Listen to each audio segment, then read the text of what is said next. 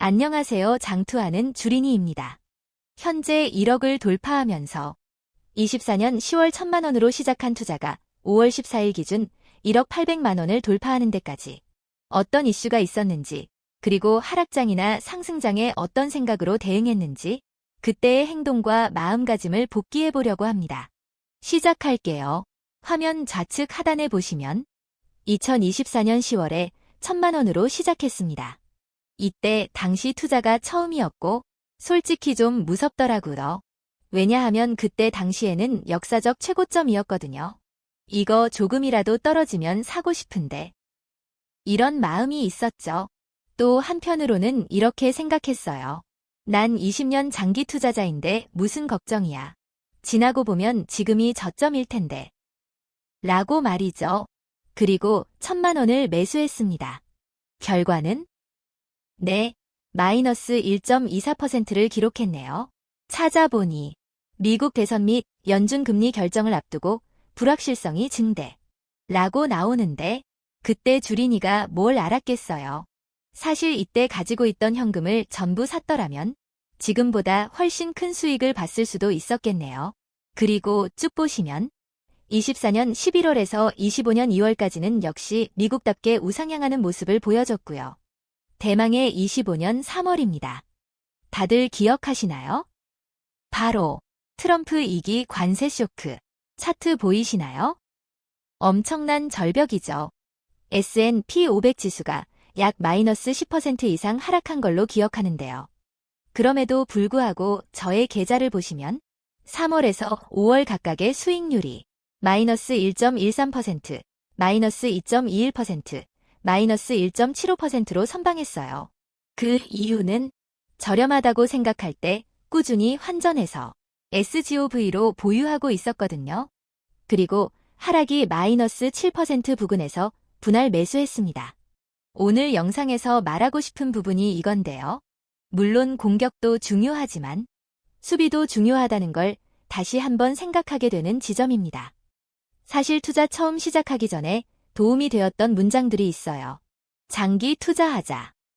지금의 고점이 고점 아닐 수 있고 지금의 저점이 저점이 아닐 수 있다.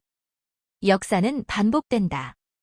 세계 1위는 꾸준히 우상향되었고 미국 주식 시스템은 결국엔 오른다. 이런 믿음과 마인드를 이미 장착하고 시작한 투자였기에 쉽게 흔들리지 않았던 것 같아요. 지금도 그렇고요. 또 25년 3월에는 마이너스 1.13%인데 플러스 39만 7,763원이고 5월을 보면 마이너스 1.75%인데 마이너스 131만 1,665원입니다. 퍼센트는 비슷한데 금액이 커졌어요. 그 이유는 하락에 계속 분할 매수를 해서 투자 금액이 늘어났기 때문입니다. 그리고 관세 전쟁의 악재 둔감화, 즉 관세 이슈가 이미 재료로 소화되고부터는 6월부터 꾸준히 우상향하기 시작합니다. 저는 이때 어떻게 될지 잘 몰라서 마이너스 50%까지 대비해서 분할 매수하기 위한 현금을 준비하고 있었거든요. 6월부터 조금씩 오르더니 그 이후부터는 더 못 샀어요. 그러고 나서 느낀 게 더 살 걸. 하락장이 왜 이렇게 빨리 끝났지? 라는 생각이 들더라고요. 25년 12월에는 마이너스 2.31% 하락하였는데요. 환율 하락에 따른 환차손 효과 등이 있었습니다. 환율도 마찬가지로 우상향이니 크게 동요하지 않습니다. 대망의 26년도입니다. 26년도에 트럼프 대통령이 다시 한번 기회를 줍니다. 바로 이란 전쟁입니다. 다시 한번 기회가 왔었네요. 지난번 아쉬움을 생각했어요. 지수의 마이너스 10% 하락장은 1년에 한두 번 올까 말까 하는 기회다. 라고요. 또 전쟁이 설마 100년씩 하겠어? 요즘 같은 딸깍 시대에? 그리고 액수를 기존보다 더 크게 담았습니다. 이때 매수한 게 알파벳, 테슬라, 마소, QQQM 등을 담았습니다. 물론 200일 이동평균선 근처에서 분할 매수로 말이죠. 왜냐하면 S&P 500으로만 하기에는 재미없고 지루하고 나만 늦는 것 같더라고요. 지나고 보니 QQQM만 해도 충분한데 무리한 것 같았네요. 결과는 수익률 플러스 20%를 넘겼어요. 대박입니다. 1년 6개월 만에 연평균 수익률이 플러스 10%를 넘겼으니까요. 투자 처음 시작할 때 은행 이자보다 더 벌면 좋겠다고 생각했으니까요. 엄청난 성과입니다. 심지어 현금이나 마찬가지인 SGOV가 1,300만 원 대기 중이고요. 느낀 점들을 다시 한번 정리해 볼게요. 첫째, 현금 보유입니다. 하락장에 심리적 우위를 점하고 흔들리지 않을 수 있습니다.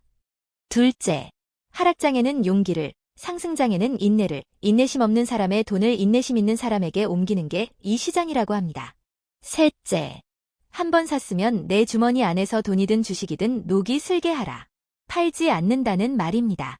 넷째, 1년에 200일 이동평균선 근처에 내려오는 장은 한두 번밖에 오지 않는다. 다섯째, 환율이 높을 때가 주식이 가장 쌀 때다.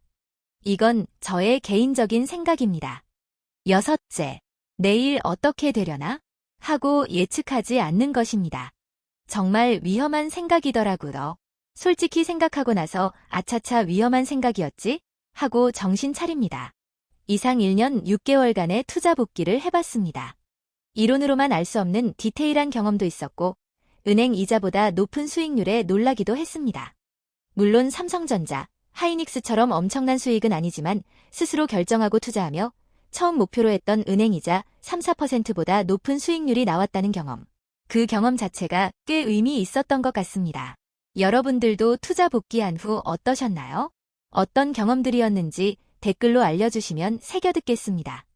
구독과 좋아요는 여러분의 계좌를 우상향하게 합니다. 감사합니다.